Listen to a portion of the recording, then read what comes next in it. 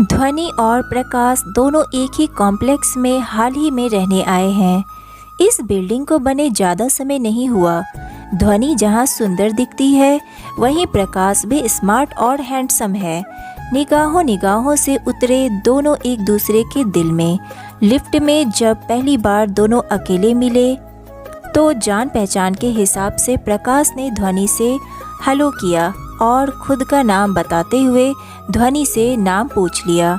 ध्वनि ने रिएक्ट ऐसे किया जैसे उनके अलावा और भी कोई लिफ्ट में हो। मी आई एम ध्वनि। ऐसे ही कभी कभार टकराने पर दोनों कुछ एक जुमले छोड़ दिया करते थे। पहले कहाँ रहते थे या आप क्या करते हैं वगैरह वगैरह। उसके बाद दोनों के फ्रेंड सर्कल के जरिए दोनों में संपर्क बढ़ा। अन्य फ्लैट्स के दोस्त और ध्वनि की फ्रेंड्स के जरिए आगे की जानकारी दोनों तक पहुंच जाती थी। आग दोनों तरफ लगी हुई। चोरी छिपे मिलना, फ़ोन पर बात करना शुरू हुआ। साल 2 साल की इन मुलाकातों के बाद ध्वनि ने एक दिन प्रकाश को बताया कि उसके दिल में छेद है। पहले तो प्रकाश का दिल धक करके रह गया। एक क्षण तो लगा जैसे ऐसी गंभीर बीमारी उसे खुद ही हो, लेकिन घर की आर्थिक स्थिति ज़्यादा ठीक न होने के कारण उसका ऑपरेशन नहीं हो पा रहा है। यदि तुम चाहो तो अपना जीवन साथी कोई दूसरा चुन सकते हो।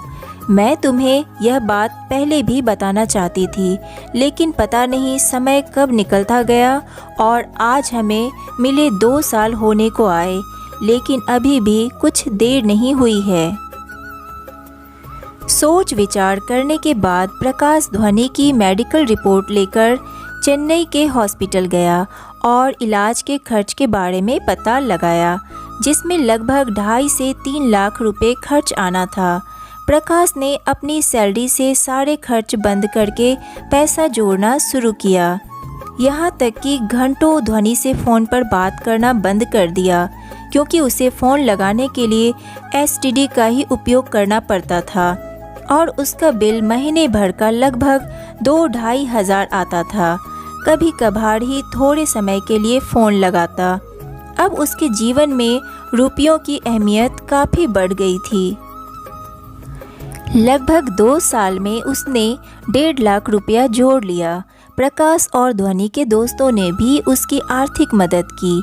अपने माता पिता को जैसे तैसे राजी कर वह 1.25 लाख रुपया लेने में सफल हो गया। अंतरजातीय होने के कारण लड़की के माता पिता बिल्कुल भी दोनों की शादी के पक्ष में नहीं थे, इसलिए दोनों ने चुपचाप चेन्नई जाकर इलाज करवाया और फ़ोन पर ध्वनि के माता पिता को इसकी जानकारी दी। जीवन में कभी उन लोगों पर भरोसा मत करो। समय बदलने के साथ जिनकी भावनाएं भी बदल जाती हैं, बल्कि उन लोगों पर भरोसा करो जिनकी भावनाएं समय बदलने के साथ नहीं बदलती, जैसा प्रकाश ने किया। ध्वनि की बीमारी पता लगने के बाद भी उसकी चाहत में कोई कमी नहीं आई। दोनों के साथ होने की खबर लगते ही ध्वनि के माता पिता नाराज़ हुए और प्रकाश के घर उसके माता पिता से लड़ने पहुंच गए कि कैसे तुम्हारा बेटा हमारी बेटी को लेकर चला गया, और पुलिस में जाकर रिपोर्ट लिखाने की बात करने लगे।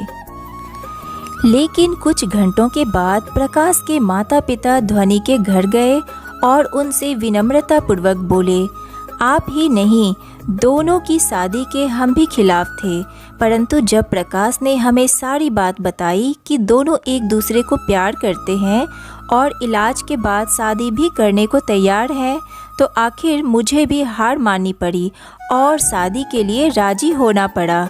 और जब वह इतना परेशान हो ही रहा है आपकी बेटी के इलाज के लिए, तो मेरा आपसे हाथ जोड़कर निवेदन है कि आप भी इतनी सी बात मान लें।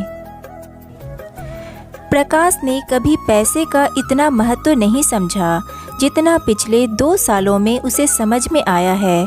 मैंने तो हकीकत में इतना प्रेम पहली बार ही देखा है।